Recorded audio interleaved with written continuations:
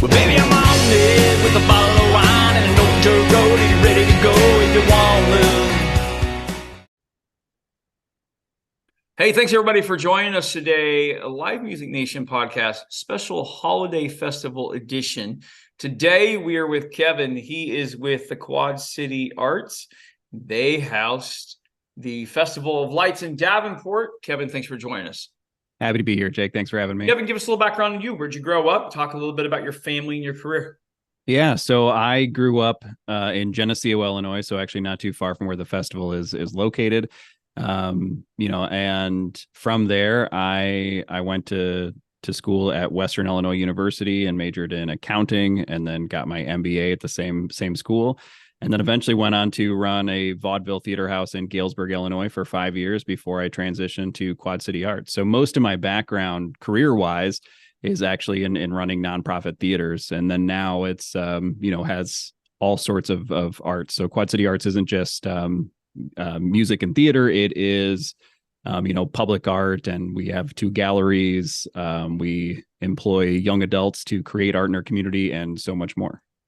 Okay, very good, very good. Let's jump into the Festival of Trees. Just kind of walk us through it. 3 questions that really help us as listeners understand what's going on. What does it look like? What does it smell like? Meaning food during this event, and what does it sound like? Music, entertainment, environment. Describe those things for us. Excellent. So the Festival of Trees is located in Davenport, Iowa. It's housed at the River Center, which is right across the street from the Adler Theater, which is a beautiful vaudeville theater house.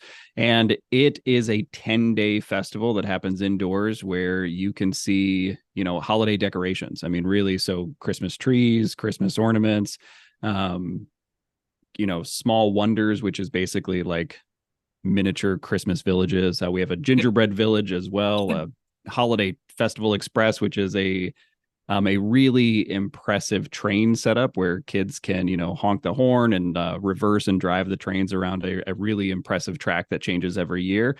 And we have a center stage. So center stage is the entire time the festival is open for those 10 days, which is from 9 a.m. to 5 p.m. We close an hour early on Sunday, not open on Thanksgiving. But there is music on stage. So that music ranges from, local choirs that are, local high school choirs and local, the high school musicians, all the way up to dance troupes and, professional musicians. I mean, it ranges, it runs basically like any style of music. Like it happens at some point at Festival of Trees. As far as food and different things go, there is, the treat shop, which has, local baked goods or local ice cream company and store. Whitey's Ice Cream provides ice cream and ice cream sandwiches, as well as popcorn, cotton candy, all locally sourced, fudge, cookies. I mean, just about everything you could have there. And then obviously, like, there are some I guess actual food, like you can get burgers and hot dogs and that kind of stuff. But I mean, we like to take in the sweet treats around that time. So. Absolutely. Absolutely. Talk about your role in the midst of this, Kevin. Oh man, it takes a lot of people to make this event happen. So we actually have a really dedicated group of about 12 people that manage different aspects of the event. And then they help manage about another 100 people that, do sort of the other events and the other things, that are outside of like setting the vision of what the thing will look like. And then the day-to-day, it's about 3,000 volunteers that come together to make this happen. So my role is, really just coordinating all of that and making sure that things are getting done throughout the year. So, most people who don't do many things with festivals or different things, don't realize that, this festival, closes right at the beginning of December. But I mean, we start planning right at the beginning of January. So, I mean, we are living in Festival of Trees all year round. To make sure that this event comes together for the community. The other thing that we do in our office is obviously, we help, do the fundraising and make sure that the money comes together to make this community event happen. But we also coordinate the annual holiday parade. And so Festival of Trees has a holiday parade that is the largest helium balloon parade in the Midwest. Oh, wow. Yeah. I'm Googling that. I want to see that.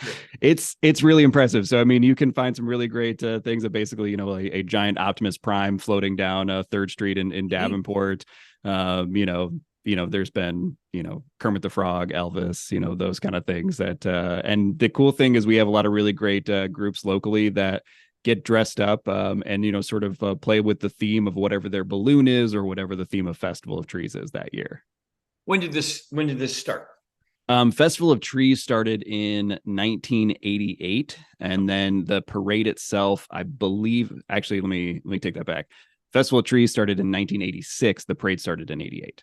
Okay. So really 1-2 generations going strong and really continue to see that going. What are some things that you guys have talked about adding in the future?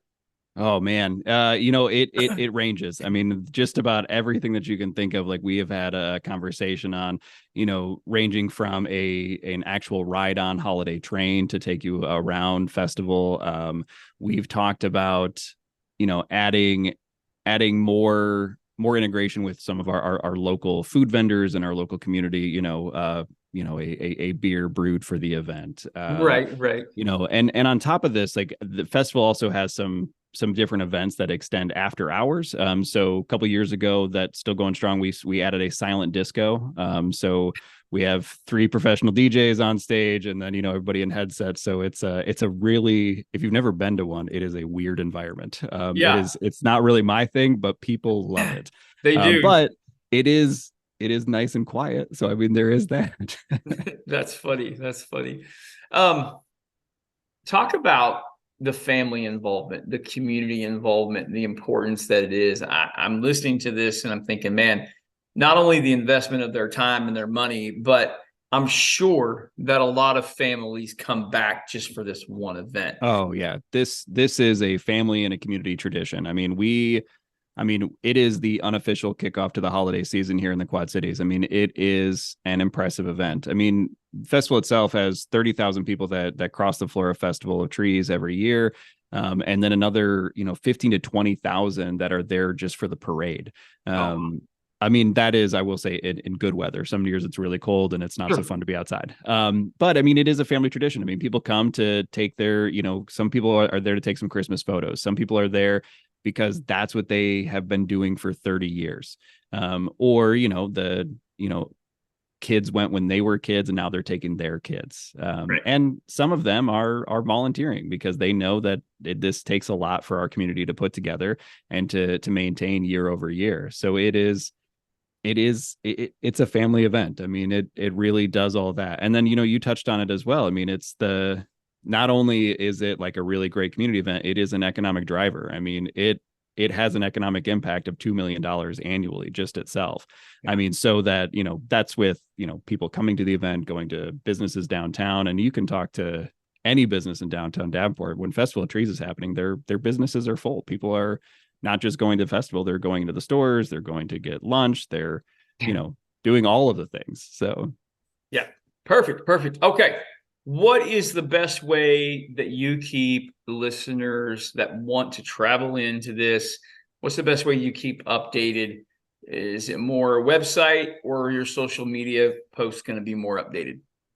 Honestly, pretty much simultaneously. QCFestivalOfTrees.com, as well as our Facebook page, which is Festival of Trees Quad Cities. But yeah, QCFestivalOfTrees.com it has everything. You can buy tickets online. You can check out our special events. You can purchase tickets for those online. You can see most of the attractions and things that are there. And if it's one of those things, if you are interested in just sort of seeing what it all sort of looks like, we have lots of really great photos on that. Trees are up for bid as well. So there's a link to the bidding software if people want to be like, oh, I wonder what these look like this year if they can't make it in. So yeah, there's lots of options to stay involved. Obviously our Facebook page is really, during the event, you'll get more like photos and things that are happening that sort of stuff. Yeah. Weather updates and things like that. Exactly.